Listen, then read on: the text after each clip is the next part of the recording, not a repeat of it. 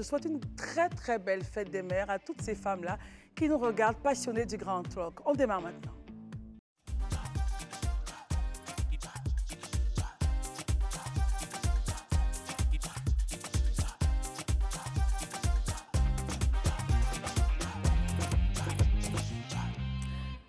Ce soir encore, ils sont là, nos amis, donc, pour décrypter l'actualité nationale et internationale. Herman Abouab, bonsoir. Bonsoir Christelle. Merci d'être là. Chez vous. Merci. Élisée Volubeu, bonsoir. Bonsoir Christelle, bonne fête des mères à toi et à toutes les mamans de Côte d'Ivoire et d'Afrique et du monde.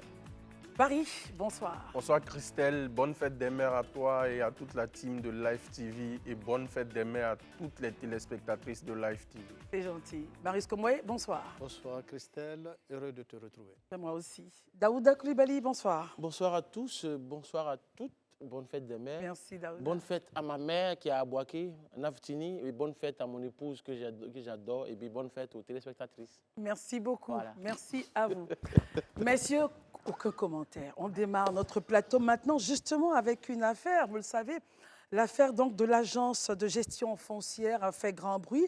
Et le procureur de la République a informé l'opinion nationale que le jugement des personnes poursuivies dans le cadre donc de cette procédure contre plusieurs agents et dont l'ex-directeur général s'est achevé donc le vendredi dernier, 24 mai. Alors le directeur général, l'ex-directeur général, est condamné à 3 ans de prison ferme et 5 milliards d'amende. Herman, réaction, quel commentaire cela appelle de vous? Moi, je pense que c'est une très bonne chose que dans le cas de ce dossier-là, de cette enquête-là, on puisse avoir un dénouement avec ce verdict qui est tombé.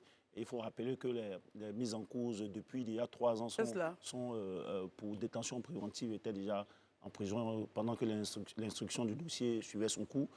Bon, c'est une très bonne chose, mais en même temps, ça me permet de rappeler ou bien de revenir sur ces dossiers dont on a eu des informations qui étaient des dossiers à scandale. Je sais qu'au niveau du FDFP, au niveau du FER, du Fonds d'entretien routier, il y a d'autres dossiers en attente. D'autres dossiers. Il faudrait que si ça aboutit ou ça n'a pas abouti, il faut qu'on puisse avoir la communication là-dessus. Il ne s'agit pas de faire ici décanter la situation de façon à géométrie variable. Très bien. Marius, comment est-ce qu'on peut faire un rappel des faits pour nos téléspectateurs? Bon, et aussi avoir votre commentaire sur cette situation. Les faits sont déjà connus et largement repris tant sur les réseaux sociaux que dans la presse conventionnelle. Et donc, il faut noter que le procureur, en informant l'opinion publique il y a quelques jours, disait tout simplement qu'ils ont achevé les enquêtes relativement au dossier de l'AGF et que, bien entendu, bien que les prévenus croupissent en prison, il était donc bon de rappeler à l'opinion publique les motifs qui les maintenaient justement dans les geôles de l'État de Côte d'Ivoire. Et à la matière, on les accuse donc de faux usage de faux. Herman l'a rappelé, attribué. Et bien entendu, bon, déjà pour le faux usage de faux, si le juge pénal, pour ne pas dire le juge correctionnel, doit naturellement punir un tel délit, c'est au bas mot 2 mois d'emprisonnement, sinon 10 ans d'emprisonnement ferme. Et quand tu as ajouté cela, donc l'enrichissement illicite, et puis tout ce qui leur est reproché, je pense qu'ils pourront terminer le reste de des documents ils pourront terminer justement, s'ils n'y prennent garde avec un avocat compétent, ils risqueraient justement de terminer leur vie en prison. Si d'ordinaire, l'État de Côte d'Ivoire, à travers nos magistrats... Ils ont été condamnés à 3 ans pour le directeur de la Exactement, s'il te plaît. Tu as tout à fait raison. Et donc, je trouve que même la condamnation est un peu faible par rapport justement à tout ce qui leur est reproché. C'est un peu faible, il devait avoir combien selon vous? Vous voyez, il faut qu'on soit tout à fait correct avec nous-mêmes. Dans ce pays, on ne peut pas permettre à des individus qui ont en charge la gestion d'un pan essentiel de la chose publique, se permettent de faire eux-mêmes, des gens qui ont été nommés par décret présidentiel, qui se permettent de faire du faux et usage de faux, des modifications, pour ne pas dire des falsifications sur les documents administratifs. Mais ces gens ne méritaient même pas du tout d'être à la fonction publique. Bon, avec quelle moralité peut-on justement avoir une administration publique qui est au service des populations, avec de tels cadres? Très bien. Eh bien donc, pour moi, 3 ans d'emprisonnement pour des voleurs de grands chemins, parce que c'est de ça qu'il s'agit, puisque leur culpabilité aujourd'hui est avérée, eh bien, moi, je dis tout simplement que 3 ans, c'est assez faible pour une moralisation de la vie publique. Alors, la Côte d'Ivoire, c'est ici à la 87e place sur 180 pays, Daouda, améliorant ainsi son classement par rapport à l'an 2022, où elle occupait la 99e place. Ce genre d'action, donc, vise à renforcer la volonté de l'État de Côte d'Ivoire à lutter contre la corruption. Daouda? Bien sûr, je pense que depuis l'arrivée du président Ouattara en 2010, il a fait de la lutte contre la corruption son cheval de bataille.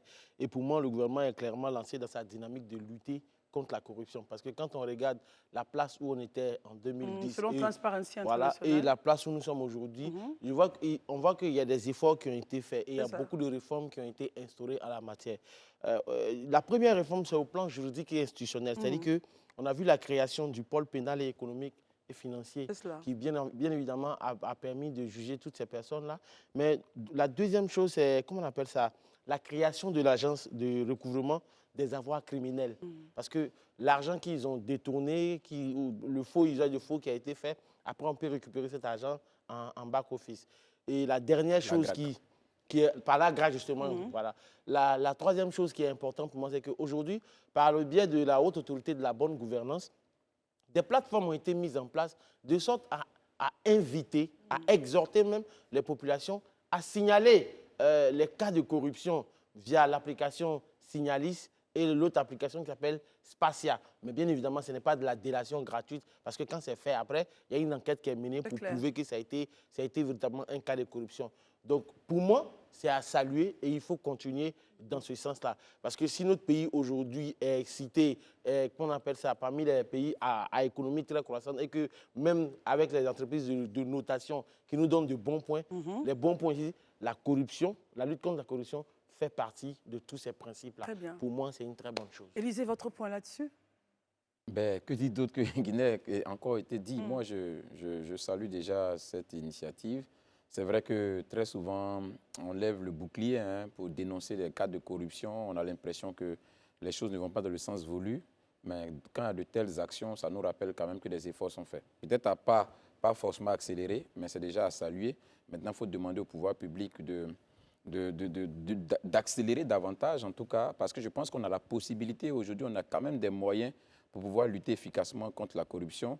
Il faut juste activer ces leviers-là et puis se donner vraiment les moyens, parce que, comme je le dis, la volonté n'a de sens que lorsqu'on voit se matérialiser dans les actes. Donc, il faut qu'en réalité aussi, à ce niveau, des efforts soient faits. Moi, je note juste un petit bémol, parce que quand je regarde un peu la condamnation qui est de 35 mois, c'est-à-dire 2 ans, 11 mois, quand on regarde aussi, ça veut dire, en réalité, si on veut aller sur la base des... Je ne suis pas un expert en droit, mais déjà, si on doit déduire, comment on appelle ça ? La détention préventive, logiquement, ils s'en vont à la maison, en fait. Parce qu'il y était depuis le 14 juin 2021. Donc, logiquement, ils s'en vont à la maison. C'est quand même curieux que le verdict tombe au moment où la peine est en train de prendre fin. Pourquoi trouvez-vous cela curieux, Élisée? Non, je pense que c'est un effort quand même qu'il faut faire à ce niveau-là. C'est vrai, la justice a son rythme, mais à un moment donné aussi, il faut donner l'impression aux justiciables qu'on ne copie, ou du moins que la justice n'est pas tissée un peu, en quelque sorte, sur sa volonté. Parce que ça, c'est quand même trop curieux que ce soit pendant qu'on arrive à la fin de cette détention préventive que le verdict tombe. Parce qu'ils ont fait le temps qu'on dit ici. Donc, logiquement, ils rentrent chez eux. Parce que la peine qui leur a été fixée est déjà passée. Je crois que ça aussi, c'est un effort qu'on doit faire pour qu'on accélère un peu dans les procédures judiciaires, pour que très rapidement, on puisse donner les verdicts et tout ça, pour qu'eux aussi ils subissent la peine là-bas et qu'ils comprennent qu'effectivement, il y a 3 milliards d'amendes quand même à payer. Oui, 3 milliards d'amendes, on attend de voir déjà ce que l'AGRAC va recouvrer par rapport, puisqu'il a été demandé à l'AGRAC de recouvrer tous les biens qu'ils ont eus. Peut-être même que ça va au-delà des 3 milliards qu'on lui demande de payer. Alors, justement, Barry, l'entreprise elle-même a été condamnée. L'AGF elle-même a été condamnée, déclarée coupable d'escroquerie et donc de blanchiment de capitaux. Et elle devra payer 5 milliards de francs CFA d'amende. Dommages et intérêts aux victimes. Réaction? Bon, c'est une procédure judiciaire. Vous savez, le droit a ses réalités, la magistrature a ses réalités, mais c'est une entreprise d'État. Certainement que le juge qui a dû trancher... Le juge connaît vraiment. Voilà, a trouvé que l'entreprise aussi était incriminée parce que je ne vois pas l'intérêt pour lequel il allait sanctionner l'entreprise si elle n'avait pas à se reprocher des choses. Mais ce que moi je retiens dans tout ça, c'est que déjà, la sanction judiciaire rentre dans les cadres des objectifs que l'État s'est fixé depuis un moment. Mais comme l'a dit le grand frère Komoué, quand on voit un certain nombre de peines de prison prononcées dans des procès, ces procès-là, ces condamnations semblent légères. Mais ce que je veux dire, c'est que c'est surtout moi le recouvrement qui m'intéresse le plus. Parce que c'est une entreprise de l'État, voilà, justement. Comment ça va se faire? Non, mais ils trouveront la méthode adaptée. Mais il faut que les fonds soient retrouvés. S'il y a possibilité de faire une communication dessus pour que le contribuable ivoirien sache que tel argent avait été détourné par tel individu, l'État a pu recouvrer l'argent et voici le montant qui a été recouvré. Au niveau de l'opinion publique, ça renforce l'image de la puissance publique, mais aussi c'est une prévention pour les autres. C'est-à-dire que si vous avez volé, demain si on vous attrape, l'État est en mesure de récupérer tout ce que vous avez volé. Clair. Donc c'est ce que je voulais dire à ce niveau-là. Ben, moi, je pense le recouvrement par l'État, justement? Oui, je pense que l'État s'est doté quand même de mécanismes, comme il le disait, entre autres l'AGRAC, qui est l'Agence de gestion et de recouvrement des avoirs criminels. L'État, justement, parce qu'il a été confronté à des situations pareilles, a donc compris qu'il était nécessaire de se donner un certain nombre de dispositifs pour pouvoir recouvrer en fait, ces avoirs criminels-là. Donc je crois que c'est l'AGRAC maintenant, comme d'ailleurs même le verdict le dit, qu'on a mandaté pour pouvoir recouvrer éventuellement voilà, tous ces préjudices causés à l'État-là et permettre à l'État d'entrer dans ses droits. Très bien. Messieurs, avec votre permission, maintenant, on sort de l'agence de gestion foncière pour aller au Burkina Faso. Je sais que vous n'utiliserez pas la langue de bois. On va juste avoir votre réaction et votre ressenti sur les résultats, les résolutions des assises qui se sont donc déroulées depuis la semaine dernière. Alors, le régime militaire du capitaine Ibrahim Traoré, arrivé au pouvoir en septembre 2002, va prolonger sa transition à la tête du pays pour 5 ans, 5 années supplémentaires. Selon la charte adoptée par les participants des assises, on parle des forces vives de la nation à Ouagadougou. Alors, la transition est fixée à 60 mois à compter du 2 juillet. Le président devient également chef de l'État, selon la charte, président de la République, chef suprême des armées, et il pourra donc, comme je le disais, se présenter aux élections présidentielles, législatives et municipales qui seront organisées pour mettre fin à la transition. Barry, commentaire.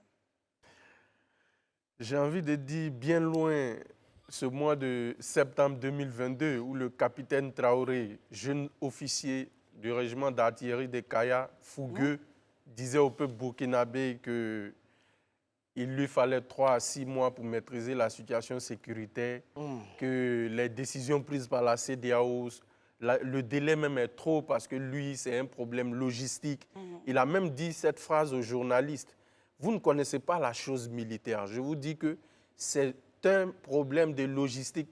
Il va juste falloir réajuster quelque chose et on va régler ce problème-là en 6 mois. Selon vous, et je me souviens de ce propos du capitaine Sankara, qui est son idole, qui disait qu'ils sont forts en théorie, mais nuls en pratique. Je n'ai pas dit le nom de quelqu'un, mais c'était juste une boutade. Au total, Barry. Voilà, donc moi, je ne suis pas surpris. Si vous vous souvenez, je vous l'ai dit depuis le début sur ce plateau, les officiers qui ont pris le pouvoir n'ont pas pour objectif d'améliorer une quelconque situation.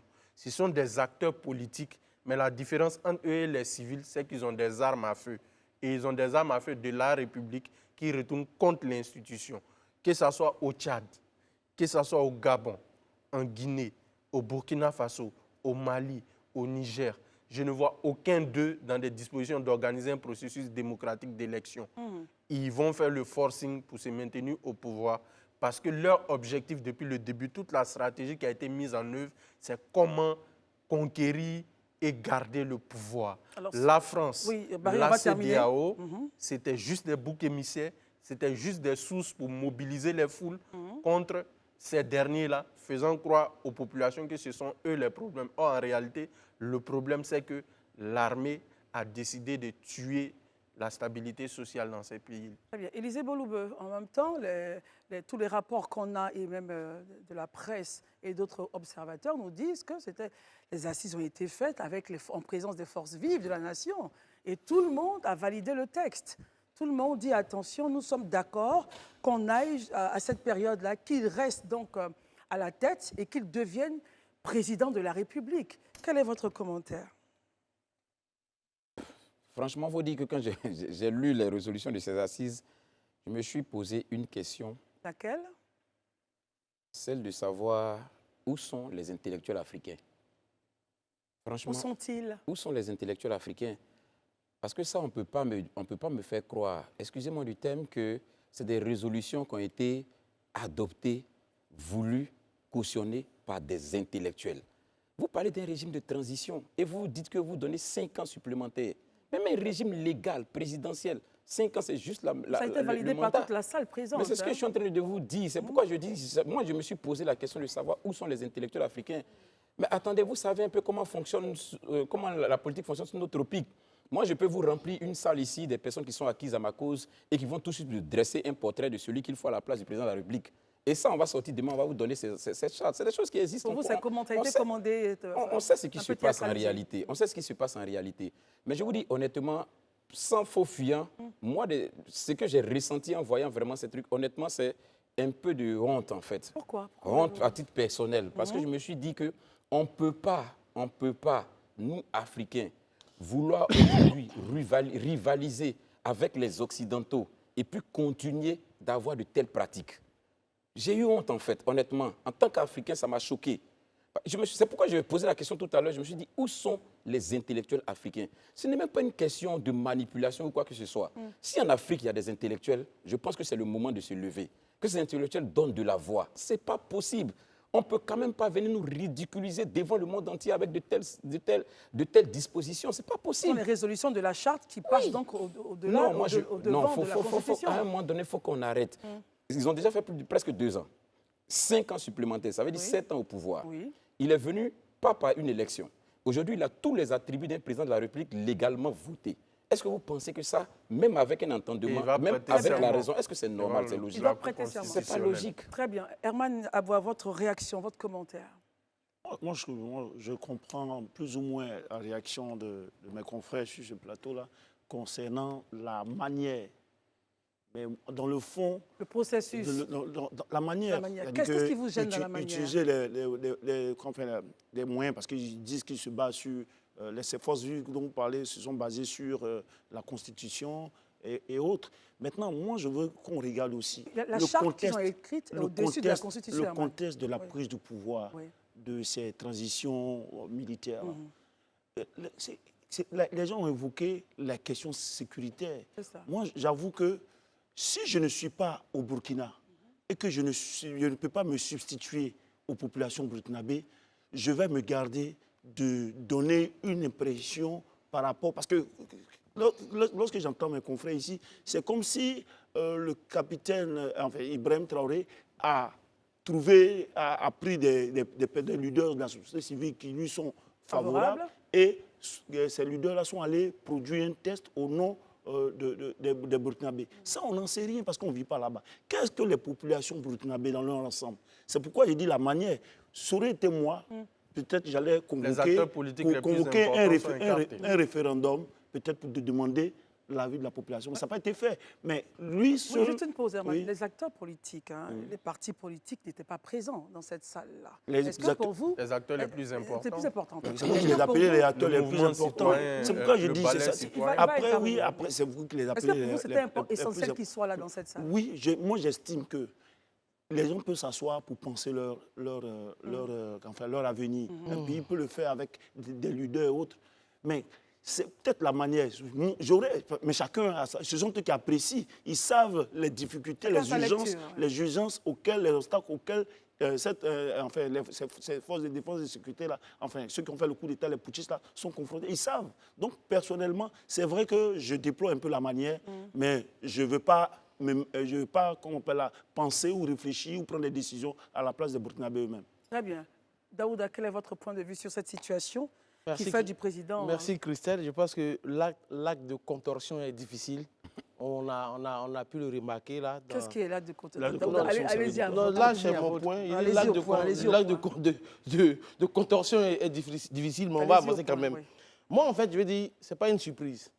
Parce que sur ce plateau, depuis 2 ans, on a passé notre temps à expliquer aux uns et aux autres que c'est à ça que ce pouvoir-là était en train d'en arriver.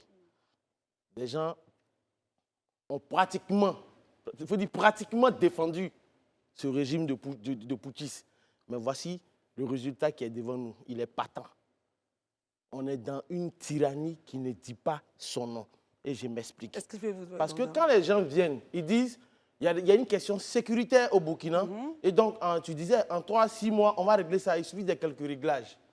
Jusqu'à aujourd'hui, pratiquement 40, j'ai même envie de dire 50% du pays est aux mains des terroristes. Est-ce que justement la réalité de la vie politique et sécuritaire ne peut faire changer les choses, Daouda? Mais non, ça ne peut pas faire changer les choses. Parce que ce pourquoi vous êtes venus, vous avez jugé d'autres incapables de régler un problème. Mais sous vous, le problème c'est aggravé.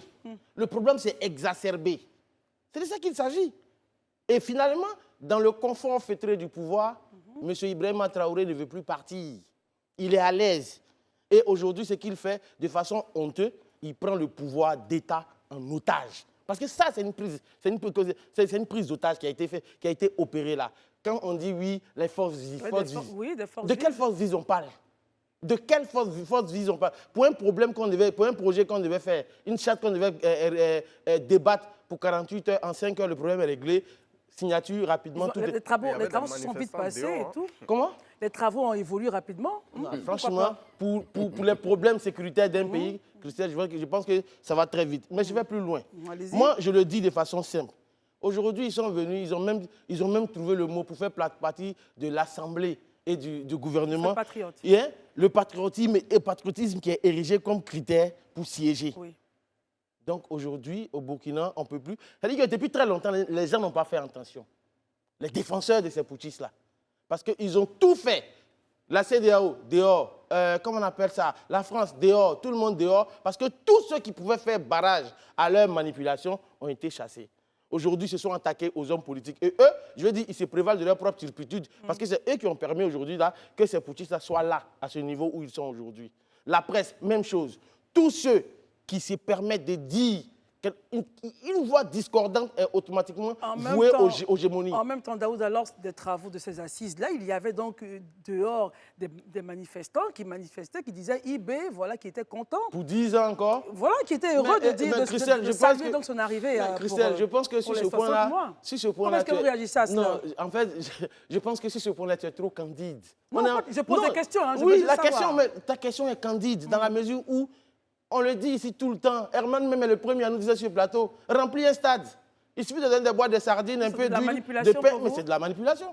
Est-ce que le peuple souverain du Burkina, c'est la force vive du Burkina, c'est elle qui était dehors là? Quand savez-vous justement? Mais justement, personne n'en sait rien. Parce qu'il a pris le pouvoir en otage. On va écouter Marius Komoé. Marius Komoé, quel est votre point de vue sur ce sujet-là? Alors, moi je pense que la situation qui prévaut au Burkina doit être analysée avec beaucoup de recul. Beaucoup de recul, très bien. Beaucoup de recul et un sens élevé de la responsabilité. Allez-y. Pour nous, c'est vrai que je suis un peu gêné. Qu'en lieu et place d'une constitution, on nous parle d'une charte. Tout à fait. Ça me dérange beaucoup parce que dans une république qui se veut sérieuse, en termes d'application des règles de la démocratie, eh bien, c'est la constitution qui prime sur tout.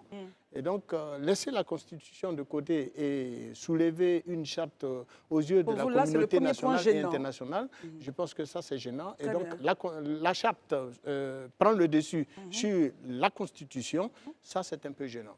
Au-delà de cet aspect des choses, n'oublions pas que dans nos États, nous n'avons de cesse d'inviter nos décideurs à veiller à conduire le destin de nos peuples de sorte à éviter de donner des raisons à des populations, quelles qu'elles soient, de pouvoir naturellement user de justificatifs pour engager le pays sur la voie que nous constatons par exemple au Burkina, au Mali et autres. Non, là je ne vous suis plus, Marius, soyez précis. Et pourtant je suis assez clair. Non, mais pour moi vous ne l'êtes pas, soyez précis. Je le disais et je le répète. Oui. Il ne faut jamais analyser les symptômes des actions posées soit par des putschistes, comme on l'aime bien les qualifier, sans analyser un tant soit peu les causes. Est-ce qu'on revient à cela, Marius? Mais si d'ordinaire, la gestion et la transition dans les différents États se faisaient dans les règles de l'art, est-ce qu'on se retrouverait avec des putschistes dans un pays? Alors, pour vous, certains actes poussent certaines personnes donc à prendre le pouvoir d'État par la force, et donc on arrive à cela, mais vous n'arrivez pas donc à juger, à apprécier ce qui se passe. Aujourd'hui en Afrique, la nouvelle génération d'intellectuels que nous constituons, n'attendons pas voir des dirigeants africains à servir nos peuples pour le bonheur de d'autres peuples. en vendant justement les ressources de nos matières premières, les ressources minières, les ressources d'un pays à des groupes économiques étrangers, à des États étrangers, au détriment des peuples. Très bien. Voilà, ça c'est d'abord un. Du deux, oui. permettez que Oui, je termine. je dis de deux, Du allez-y. deux, nous voulons justement que dans les États qui sont les nôtres, les transitions politiques se fassent dans les règles de l'art au regard des tests des dispositions de nos constitutions. Les tentatives de troupatouillage des constitutions engendrent, à n'en point douter, des problèmes que nos États doivent gérer.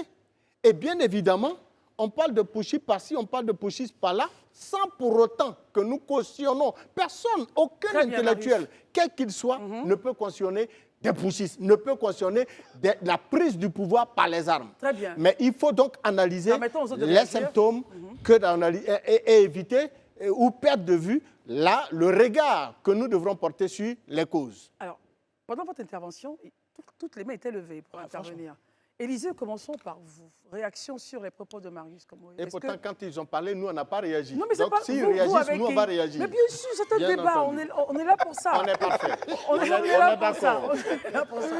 Si on est d'accord, il n'y a pas de souci. Non, allez-y. D'accord, moi, on va faire court pour que chacun puisse parler. Oui, je vais réagir 2 points rapidement. Heureusement que Marius, dans sa chute, a dit quelque chose qui, pour moi, est venu sauver son discours. Sinon, là, il est en train de vraiment, excusez-moi le terme, mais se perdre. Comment cela? Parce que tu ne peux pas dire, moi j'explique, tu ne peux pas dire que des intellectuels ne peuvent pas cautionner des régimes qui travaillent au détriment de leur peuple, à l'avantage d'autres peuples, et puis accepter de facto, implicitement, que toi qui es intellectuel, sois dirigé par un régime militaire qui fait un coup d'État. Il a parlé des causes. C'est ce que je suis en train de dire. Je dis, tu sais, en fait, sur ce plateau, je n'ai pas dit, soyons logiques. Soyons logiques et soyons cohérents. Autant un intellectuel ne peut pas cautionner le fait que ses dirigeants fassent l'affaire d'autres peuples au détriment de son peuple même, autant pour moi, un intellectuel ne peut pas trouver une explication à un putsch, ne peut pas trouver une explication à un coup d'État, ne peut pas trouver une explication à ce qui s'est fait le week-end au Burkina Faso, là, et puis il va venir trouver des justificatifs. Un intellectuel, je dis bien. Il faut travailler sur tout à l'heure, vous avez entendu dans ma proposition, quand j'ai commencé, j'ai dit on attend les intellectuels africains. On se pose même la question s'il y en a, devant ce qui est en train de se passer. Parce qu'ils sont devant l'histoire. Il faut être un homme de principe. Moi, je ne peux pas avoir défendu un régime que j'estimais être un régime qui est venu au pouvoir par la voie légale et qui est attaqué par des armes, des gens qui veulent faire un coup d'État. Et puis aujourd'hui, je vais trouver un justificatif, par exemple, je ne suis plus dans la même sphère géographique, trouver un justificatif pour des gens qui ont fait un coup d'État dans un autre pays. Très bien. Je ne suis pas cohérent, je ne suis pas conséquent. Et c'est ça là qu'il faut éviter. Quand on dit qu'on est intellectuel, c'est quelqu'un qui a des principes, c'est quelqu'un qui est cohérent et qui reste logique sur ses principes. Peu importe la sphère géographique, peu importe la personne face à qui on est. C'est ça aussi être intellectuel. Vous savez, tout à l'heure, oui, quand j'ai été élégant, je vous dirais, j'ai été élégant pour ne pas revenir sur les mêmes propos que Marius portait aujourd'hui, que j'ai porté il y a bien des mois avant. Mais lorsque, c'est de ça qu'on parle, qu'est-ce qui amène les régimes putschistes? Mais est-ce que c'est la question aujourd'hui? Oui, c'est pas la question. Mais c'est pourquoi? Mais lorsque les gens, c'est pas la question. Et que les gens, mais c'est pas la question. Oui, mais Christelle, laissez-moi terminer. Allez-y. Lorsque c'est pas la question et que les gens se mettent là, eux qui ont fait leur coup d'État, parce qu'ils n'avaient même pas besoin de cette scène-là. Aujourd'hui, là, est-ce que ce qui se passe au Gabon, le chef de l'État gabonais, il n'a pas été reçu par les chefs d'État en Afrique. On a vu Macky Sall, il a fait une visite comment on appelle, au Sénégal. Il a voulu faire un même au Tchad, même au Tchad, même au Tchad, en 2022, Macky Sall s'est déplacé pour aller. On voit ici que pour certains, c'est de ça qu'on parle, pour certains putsch, il y a des appréciations à géométrie variable. Très bien. Pour terminer rapidement, c'est pourquoi il faut laisser les populations burkinabées. Aujourd'hui, quand Daouda me dit la situation au Burkina, mais à quoi qu'il y vit tous les jours, tous les soirs, il va au Burkina et puis il revient. C'est une question de culture. Non, mais tout pas de culture. Mais alors, les dépêches que vous avez, les dépêches que vous avez des médias, mais vous ne vivez pas la réaction. Ce que vivent les populations burkinabées. Pour ça, il faut leur laisser. Il faut avoir quand même, je pense que, l'humilité de leur concéder le droit de prendre les décisions qui concernent le pays. Très bien. On écoute Barry et on termine avec Daouda. Merci beaucoup. Bien sûr, vous allez parler. Allez-y, Barry. Ce que je veux dire, c'est que la raison, le grand frère a évoqué les raisons. On va parler de la raison. gardez votre raison. Allons à Yopougon avec M. Cissé Mori. M. Cissé Mori, bonsoir. Bonsoir, madame. Oui, allez-y pour votre réaction. Alors, j'interviens au sujet de la prolongation de la transition au Burkina Faso. Allez-y, allez-y. Ouais, j'estime qu'il faut, tout intellectuel doit condamner cette prolongation avec la dernière énergie, car elle ne répond à aucune logique et aucune loi véritable n'encadre cette prolongation. On est tous d'accord. Donc, je m'insurge un peu contre comment on appelle la position de M. Komoué. Je crois que au cours d'une de vos émissions, je crois qu'à peine la semaine passée, vous aviez posé la même question. Mais je suis surpris que M. Marius puisse adopter différentes positions. Très bien. Merci beaucoup de votre point de vue. Vous avez un dernier mot à rajouter? Ok, merci beaucoup. Merci beaucoup. Merci d'avoir appelé. Barry, vous terminez, on va écouter... Donc je disais que la raison qui avait été évoquée pour renverser le président Kaboré, ce n'est pas la modification constitutionnelle. C'était une question sécuritaire. Le président Kaboré avait été réélu avec près de 60% des voix. Son challenger a reconnu la défaite. Le lieutenant-colonel Damiba a évoqué la raison sécuritaire. Mais prenons la raison sécuritaire qui a poussé au coup d'État. Mais le nombre d'écoles qui a fermé au Burkina, la cartographie, avant, c'était le nord du Burkina. Aujourd'hui, c'est... Non, je n'ai pas les chiffres devant moi ici. Mais je sais que la situation ne s'est pas améliorée. C'est pourquoi lui-même, le capitaine Traoré, évoque la sécurité encore, la lutte pour reconquérir l'intégrité territoriale, c'est-à-dire la raison de 2020. C'est la même raison qui justifie la prorogation. Et puis, les 3 pays de l'AES, dans aucun de ces pays-là, il y a eu tripotage constitutionnel. Au Niger, le président Bazoum n'a même pas fini son premier mandat. Au Mali, le président Ibeka, il faisait son deuxième mandat, on l'a renversé. Ils ont évoqué la raison sécuritaire. Au Mali, ça fait 4 ans, ils n'ont rien changé. Chaque jour, il y a des morts. Les attentats continuent. Pourquoi? Parce que la guerre asymétrique, là, je le répète, on ne la gagne pas seulement avec les moyens militaires. C'est une fuite en avant. Ils veulent garder le pouvoir, ils trouvent des raisons qui ne tiennent pas la route. Est-ce que vous comprenez un peu les points de Marius et Herman qui disent que pour éviter justement ces scènes auxquelles nous assistons, il faut travailler à ce qu'on ne donne pas de raison à ceux qui ont le coup d'État en partage. Allez-y.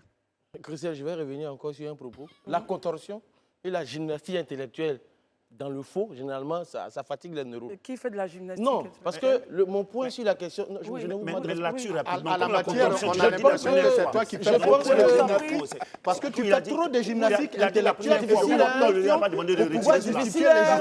Daouda, je viens, Herman. Tu fais trop de contorsion intellectuelle. S'il vous plaît. Pour atteindre tes objectifs. S'il vous plaît. Si ce que vous venez de dire, vous voyez bien que cela touche Herman, écoutez, mais ça touche parce que c'est vrai en fait. Non, on retire le mot et on continue votre point. Ok, Christelle, au nom de ton nom, je retire. Herman, excusez-moi. Mais je rebondis là-dessus. Ça ne va pas suffire. Je vous dis que, à la vérité, après lui, c'est moi. Il y a un téléspectateur qui vient d'appeler parce que les gens nous écoutent. Et comme je le dis, on est sur un plateau tellement sérieux que les gens nous écoutent. Et les gens viennent il y a un téléspectateur qui vient de remarquer que vos positions changent à chaque fois. Vos argumentaires changent à chaque fois.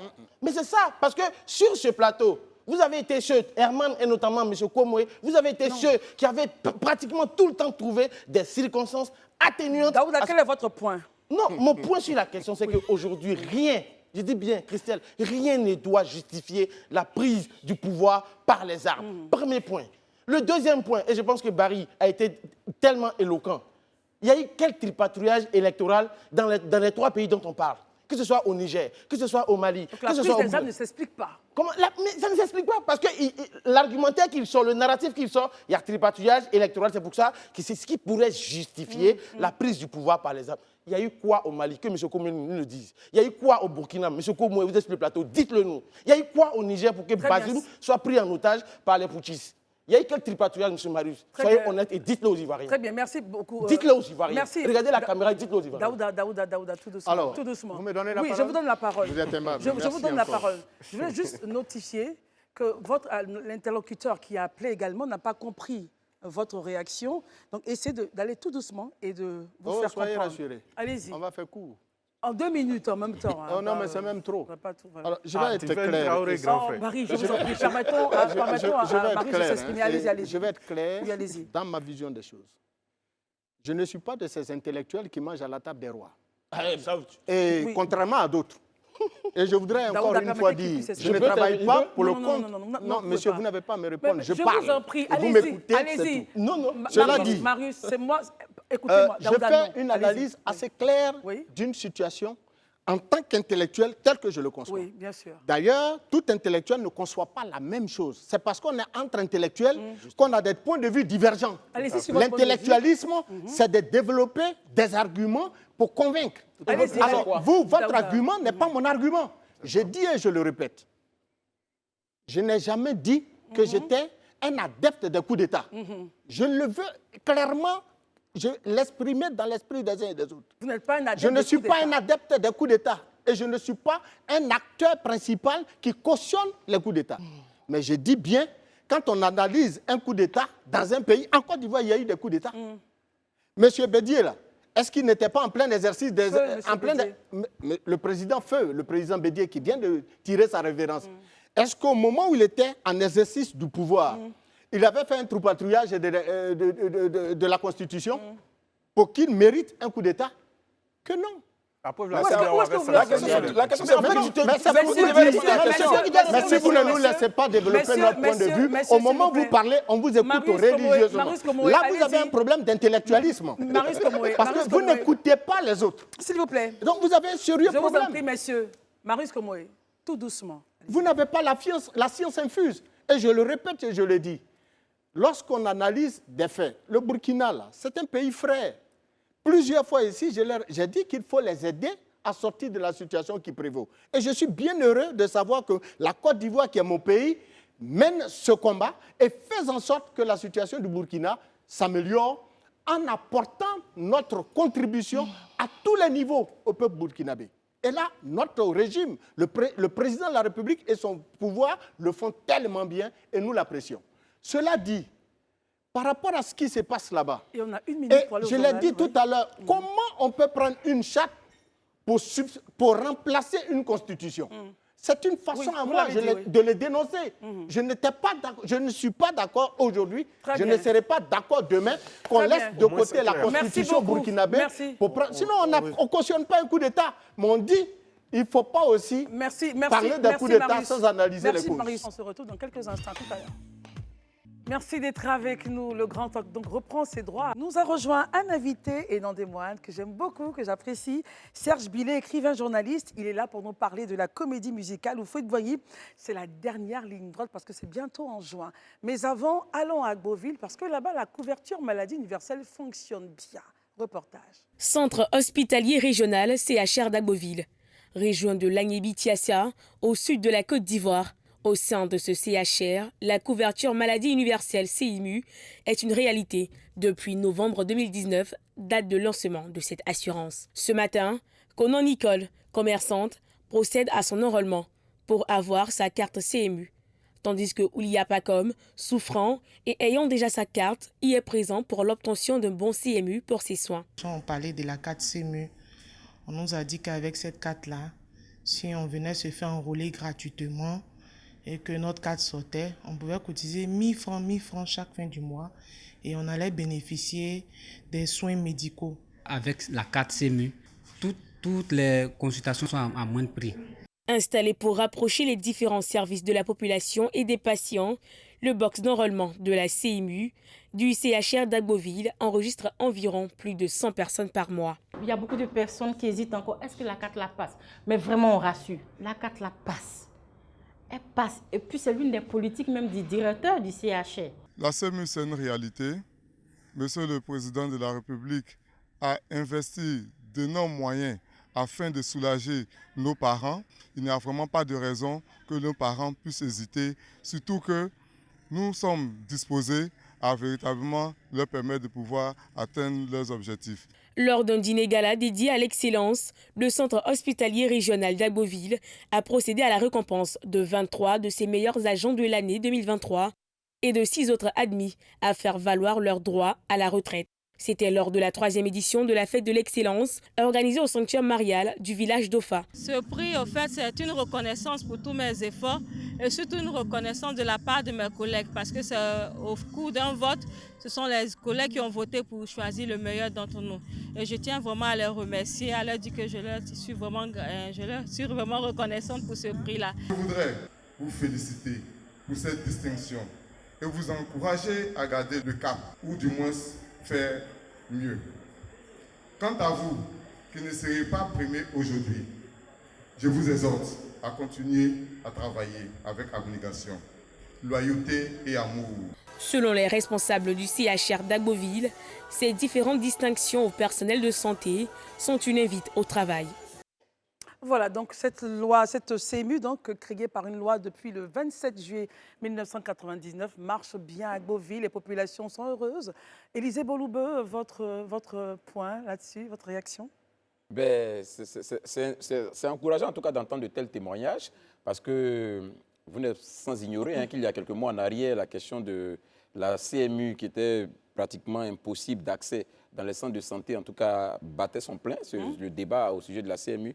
Aujourd'hui, entendre des témoignages de ce genre, c'est déjà réconfortant. Ouais. Mais je pense qu'il faut encore aller peut-être un peu plus loin aussi, pour commencer, en tout cas, surtout, je dis à l'intérieur du pays, ça c'est à Agboville, on a quelques encablés quand même d'Abidjan, c'est à l'intérieur, d'accord, mais il faut encore aller plus loin. Ouais. Je pense qu'il y a cette possibilité-là, en tout cas, de faire encore beaucoup plus, mais déjà, on ne va pas cracher ce qui a été déjà fait.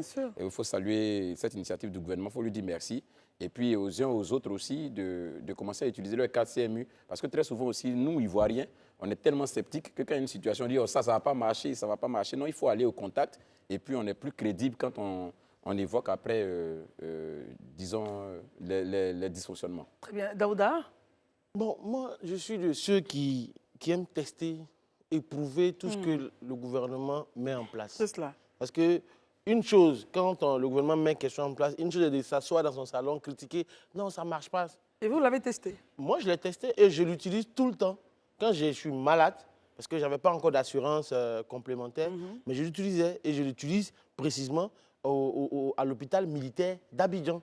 Quand je vais pour une consultation, après je vais au bureau des entrées, je monte la carte, je paye mes soins pratiquement, j'ai envie de dire 70%, c'est pas mal. Ça aide. Il faut tester le système, il ne faut pas le critiquer juste pour critiquer. Bien entendu, tu parlais tout à l'heure de problèmes qui avaient été émis il y a peut-être 1 an pratiquement. Mais je pense que les choses se sont améliorées au fur et à mesure. Ouais. La deuxième chose que j'ai vue dans ce sonore, c'est que le directeur du CHR d'Agboville, qui aujourd'hui crée une certaine activité de sorte à primer les meilleurs agents. Disons-le clairement, les agents de santé, pour la plupart, pour beaucoup, sont souvent maltraités. Nous-mêmes y compris, on les critique, on critique leur façon d'accueillir, on critique leur façon de faire. Maintenant, si à un moment donné, il faut s'arrêter. Voilà, à un moment donné, si des gens font bien leur travail, il est important de reconnaître le mérite des uns et des autres. Et je pense qu'il n'y a pas plus grande reconnaissance, je pense que Serge Blé ne dira pas le contraire, quand on est primé par ses pairs. C'est le Saint Graal. Même dans notre métier, quand on est primé par nos pairs, c'est le Saint Graal. Être salué pour ce que vous faites, ça donne toujours une certaine reconnaissance et envie d'aller plus loin. Alors, messieurs, on va repartir. On revient d'Agboville, même si Serge Billet y est né. Oui, je suis né à Agboville, donc ça m'a rappelé des souvenirs de voir les images. Et ça me ramène à Oufoué, parce que à Agboville, notre voisin immédiat s'appelait Alisso. Alisso, ça vous dit peut-être rien. Oui. Alisso. Alisso. C'était le père de la première femme de Félix Houphouët-Boigny. C'est ça. Voilà, la princesse So. Donc son père, c'était Alisso, qui était notre voisin. Et donc, Houphouët-Boigny a épousé Madame So, donc oui, Kadisso. Okay. Et Dabengourou. Et le frère de Madame So a été épousé par la sœur de ma grand-mère, en tout cas sa meilleure amie. Et donc, c'est pour ça que quelque part, tout ça m'a ramené. Donc, ça m'a permis aussi d'avoir des informations précieuses pour mon film dont vous avez montré un extrait l'autre jour, Les 7 femmes de Félix Houphouët-Boigny. Ça m'a aidé aussi pour mon livre, Mes années au fouet, et ça m'a aidé aussi pour ma comédie musicale. Donc, vous voyez, Agboville, pour moi, c'est beaucoup de choses.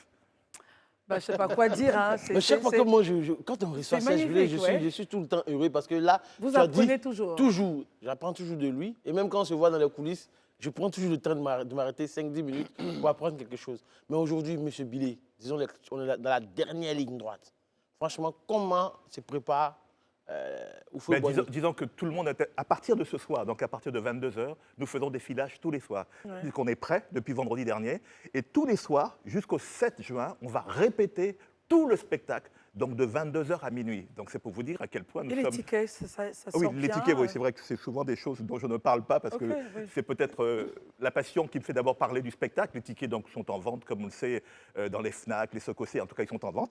Et donc tous les soirs, nous répétons, donc nous faisons le filage jusqu'au 7 juin pour pouvoir parfaire le spectacle. Et donc, c'est vraiment quelque chose qui est abouti maintenant, puisque depuis vendredi, nous sommes prêts. Alors, avant de rentrer donc, dans ce film-là, essayons de s'arrêter un peu sur les obsèques de feu le président Henri Konan Bédié. La dépouille est partie à Daoukro dimanche. Un mot sur l'homme. Écoutez, moi, j'ai déjà eu à écrire sur l'homme dans mon livre Mes années au fouet.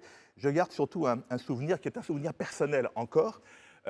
En 1994, quand j'étais en Martinique, j'ai organisé des vols directs entre la Côte d'Ivoire et la Martinique pour pouvoir aider à faire ce pont culturel entre les Antillais et les Africains. Et puis en 1995, on a eu un gros déficit sur l'avion qu'on avait affrété d'Air Afrique, qui était un déficit à l'époque de 30 millions de francs CFA. Et le président Bédié a accepté d'éponger cette dette. Donc pour moi, c'est quelque chose qui me reste en mémoire. C'est bien sûr pas la seule anecdote que j'ai sur lui, puisque Bédié a fait l'école avec mon père, et entre eux, ils s'appelaient Benglé. Hein, ça veut dire quoi, Benglé? Je ne sais pas, c'était leur petit surnom que mon père m'avait confié. Et donc, ils s'appelaient Benglé entre eux, et donc ils étaient au dortoir ensemble. Et c'est Bédié qui a appris un certain nombre de choses à mon père, et mon père aussi lui a appris un certain nombre de choses. Notamment dans quelle école, ça? Quand il était à Guiglo. À Guiglo, très bien, d'accord. Herman? Moi, j'ai une question. Quel est l'aspect le plus fascinant ou même surprenant du président Félix Houphouët-Boigny que vous avez pu découvrir dans la réalisation de cette comédie musicale qui vous a pris quand même 13 ans de travail? Moi, ce que je découvre d'abord, et je le dis très clairement, on a tous été étudiants, et Daouda n'en disconvient pas, on a tous été très critiques à l'égard de tous les pouvoirs, quels qu'ils soient, et c'est normal. Il faut que les étudiants aient un esprit critique. Après, avec le temps, on finit par comprendre que Houphouët-Boigny, ça ne relève pas de ce qu'on connaît habituellement, où il y en a qui le jettent, parce qu'ils n'en veulent pas. C'est la France-Afrique, c'est celui qui intervient au Biafra, il y a un certain nombre de choses. Et puis ceux qui le déifient. Il y a une dimension entre les deux qu'il faut trouver, c'est la dimension humaine. Et moi, dans mon travail de recherche, aussi bien sur le documentaire que sur la comédie musicale, j'ai découvert un homme avec beaucoup de fragilité, et puis un homme plus intéressant que ce qu'il n'y paraît. Et c'est pour ça que j'avais envie, à travers ce triptyque, le livre, le film et la comédie musicale, de donner une dimension nouvelle à Houphouët-Boigny. Alors, est-ce que justement les parents d'Houphouët sont rentrés en contact avec vous pour en savoir davantage? Seront-ils présents lors de ce spectacle-là? C'est quoi la relation avec eux? Moi, j'ai une relation très forte avec la fille adoptive de Thérèse Houphouët-Boigny, qui s'appelle Daisy de la Fosse, qui est une femme que j'aime beaucoup, avec laquelle nous avons échangé beaucoup et qui m'a donné des confidences, beaucoup de confidences, aussi bien pour mon livre sur Marie-Thérèse Houphouët-Boigny, parce que j'ai d'abord fait un livre sur Marie-Thérèse qui s'appelle Marie-Thérèse Kennedy et moi, qui m'a aussi donné beaucoup de confidences pour le documentaire. Oui, donc j'ai cette relation-là, et naturellement, elle relaie donc autour de la famille.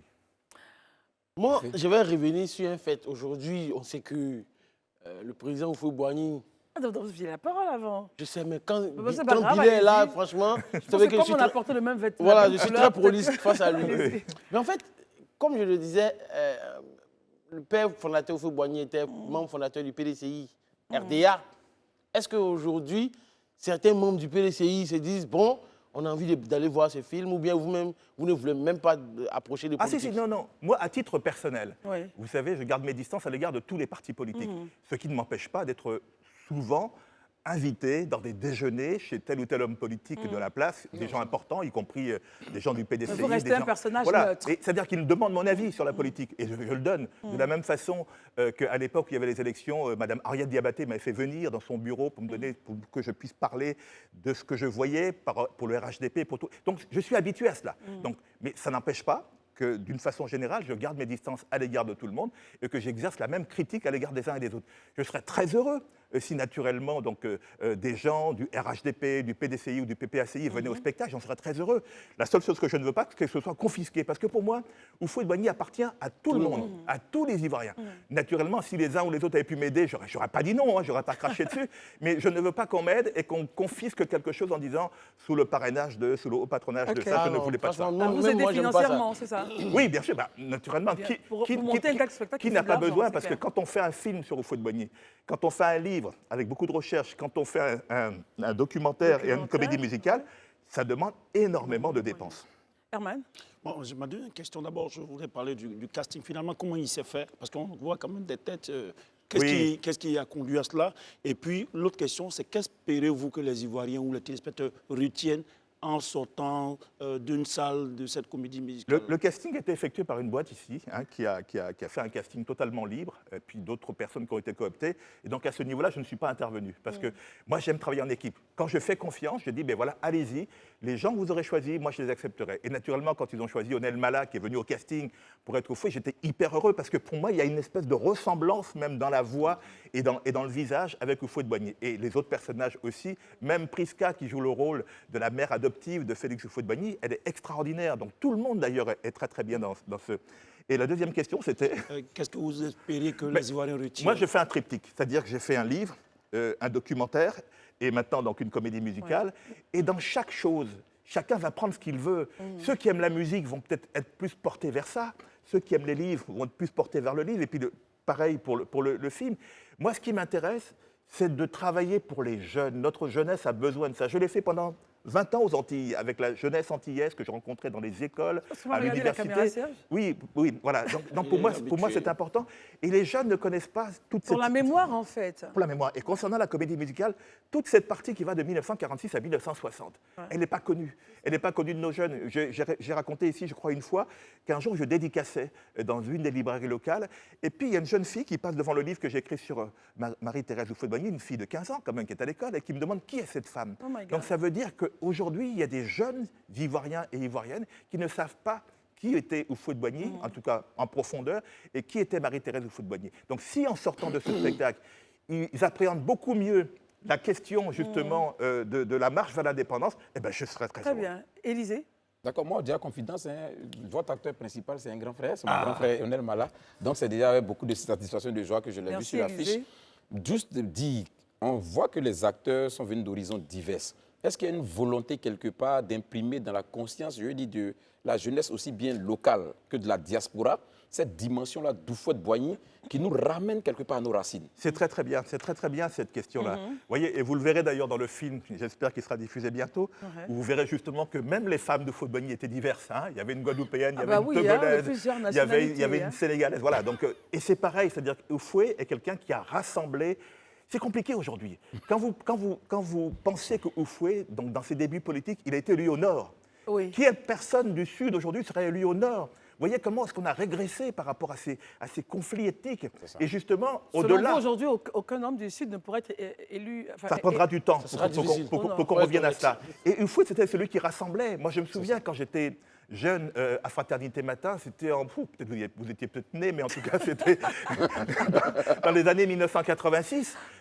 Jean-Pierre Hayet, qui était l'un des meilleurs journalistes ivoiriens, avait un jour commenté un mariage qui avait lieu, mariage auquel Houphouët-Boigny participait, donc, pour pouvoir donner sa bénédiction. Il avait dit: c'est parce que c'est Houphouët-Boigny que pour une fois, nous voyons un homme du Nord épouser une femme du Sud. En 86, c'était quelque chose d'assez rare.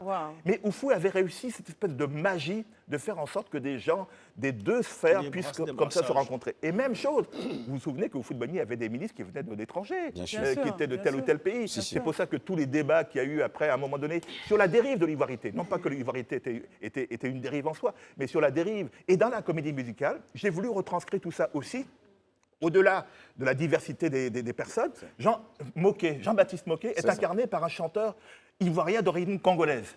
Le gouverneur est incarné par un chanteur ivoirien d'origine libanaise. J'ai voulu qu'il y ait cette diversité aussi. Parce que c'était aussi une dimension de l'homme. Mais c'est la dimension de Houphouët-Boigny que j'ai voulu retranscrire de cette façon.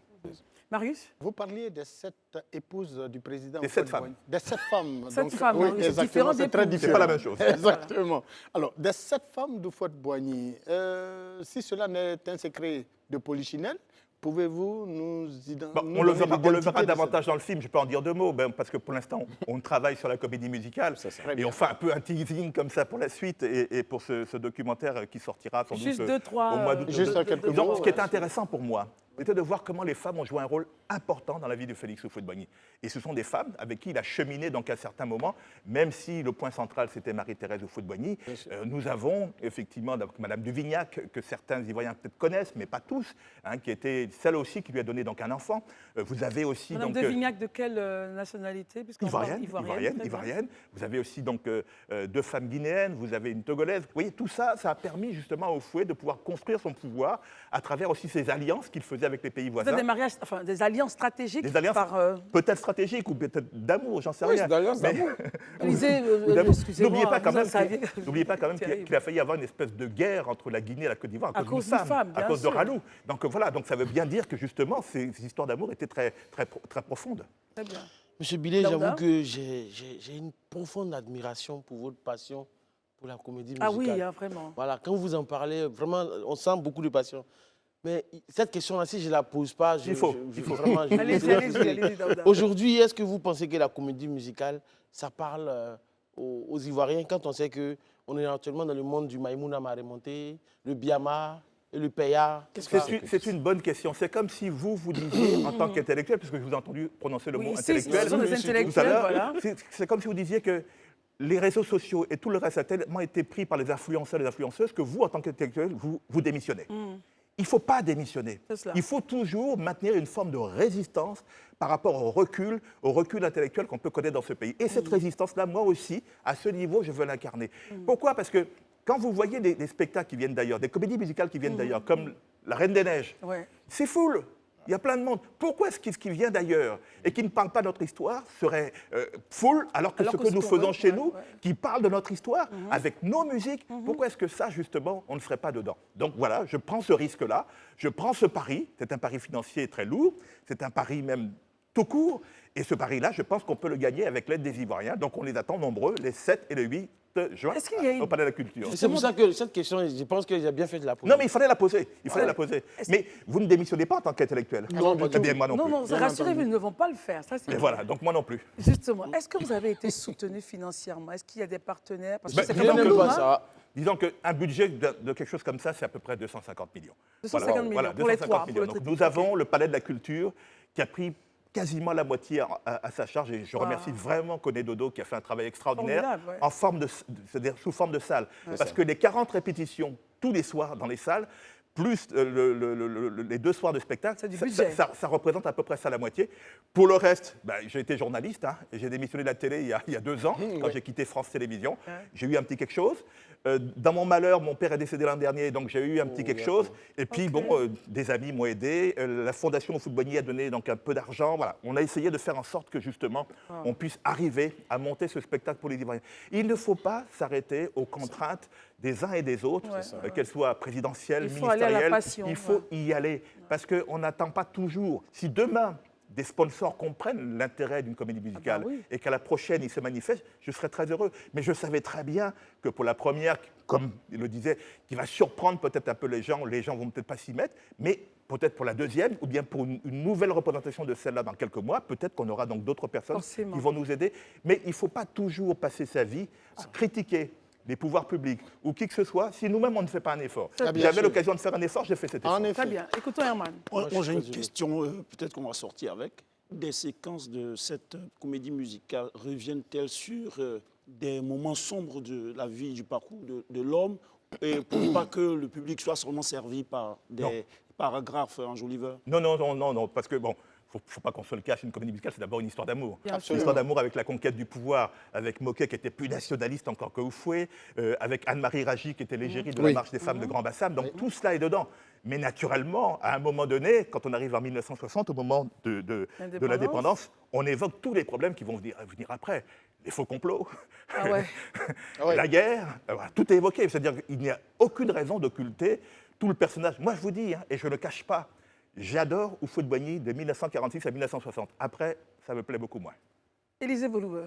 Oui, moi, à l'écouter, pour nos lectures qu'on a faites sur Houphouët-Boigny, on imagine aisément qu'on va apprendre beaucoup de choses avec cette comédie musicale. Et comme vous l'avez dit, l'objectif ici, c'est d'amener les jeunes à connaître l'histoire d'Houphouët et s'en inspirer pour la suite. est-ce qu'en dehors, je vais dire, de cette représentation officielle, vous avez un projet de le faire tourner un peu cette comédie dans des sphères où on a beaucoup plus de jeunes, je veux dire dans des lycées, dans des universités, dans des collèges, des endroits où vraiment les jeunes se retrouvent et pourraient avoir accès à cette comédie. C'est aussi une très bonne question, mais ça après, ça nous regarde.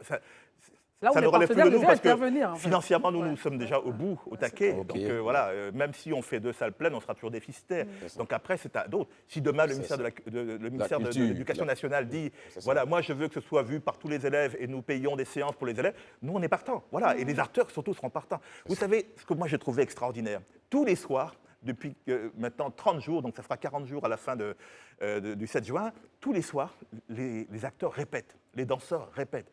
Si vous voyez l'enthousiasme qu'ils ont, ils ont même hâte d'arriver déjà au 7 juin. Et après-demain, nous avons la présentation à la presse avec les premières scènes filmées en costume. Ils ont hâte de cela. Et puis, bon, naturellement, si tout ça peut être partagé encore plus, au-delà de 2 représentations, sur des jeunes, sur des moins jeunes, ouvert, voilà. sur peut-être même que le Sénat peut dire, mais voilà, moi je veux emmener tous les sénateurs, je veux emmener tous les députés. Tout est possible. Il faut que nous apprenions à changer notre mentalité par rapport à ces choses-là. C'est un spectacle intemporel. Très bien. Alors c'est le 7 et le 8 au Palais de la Culture à partir de 19h. De 19h. Mais les tickets, on peut les prendre dès maintenant. Ah bah oui, il faut prendre les tickets. Et moi, je vous assure que moi, j'y serai. On sera là aux premières loges pour regarder cela. Et ce qui est intéressant... Avec votre femme que vous adorez. Oui, j'adore. Et justement, c'est justement à cause de ma femme que j'ai dit que j'allais prendre les tickets. Ah là là. Parce que j'ai envie de voir une comédie... Avec elle. Oui, avec elle. Voilà, vous l'adorez et on vous allez voir, très parce que bien. Les femmes, malheureusement, vont pleurer quelquefois dans le film. On adore ça, surtout quand on voit seulement que les femmes, quand elles pleurent, on aime ça. Merci beaucoup, Daouda. Je suis très, très franc avec vous. Rapidement. Il y a eu des moments où il y a eu beaucoup de larmes qui sont sorties parce que, justement, cette histoire d'amour est très, très forte à travers, justement, les tensions qu'il y a vers l'indépendance. Alors, c'est le 7 et 8 juin 2014, à partir de 19h, au Palais de la Culture, les tickets à 20 000, c'est cela? Oui. Et puis... 50 000. 50 000, voilà. C'est la VIP. Oui, comme toi. Vous pouvez retrouver nos Oui, tickets. comme nous tous sur ce plateau. Daouda, permettez que je... Ah, pardon, c'est la passion. Il m'a contaminé avec sa passion. Très bien. C'est pas vrai. Les tickets, vous pouvez les retrouver sur toutes les plateformes. N'hésitez pas, c'est un spectacle qu'il nous faut voir. D'abord en tant qu'Ivoirien et en tant que amis de la paix. Et vendredi, vous pourrez avoir les premières images sur votre plateau donc de ce qu'on aura tourné mercredi. Merci beaucoup. Alors, ce sera aussi bon de les avoir dans les livres d'histoire pour éclairer la lanterne de nos jeunes. Merci beaucoup, Serge Millet. Et on attend vendredi pour avoir les premières images. Herman Aboua, merci. Merci. Voilà. Élisée, oui, merci Christelle. Marius, oui, Christelle, Daouda. merci. Merci à toi, Christelle. Heureux d'avoir rencontré Serge C'est Millet. pas facile de gérer cette bande de... Voilà, tous ces intellectuels, vous voulez dire. Je voudrais dire un joyeux anniversaire à un de nos cadreurs fidèles qui est là. Emmanuel, happy birthday. Merci pour votre sacrifice. Bon anniversaire, maman. Merci. On ne vous voit pas, mais nous, on vous voit et on vous apprécie. C'est grâce à vous que nous sommes donc dans l'écran. Merci beaucoup, Emmanuel. On se retrouve demain pour une autre émission du Grand Talk. Les programmes continuent sur Live TV, surtout le vrai match. À tout de suite. Et à demain surtout pour nous. Bye.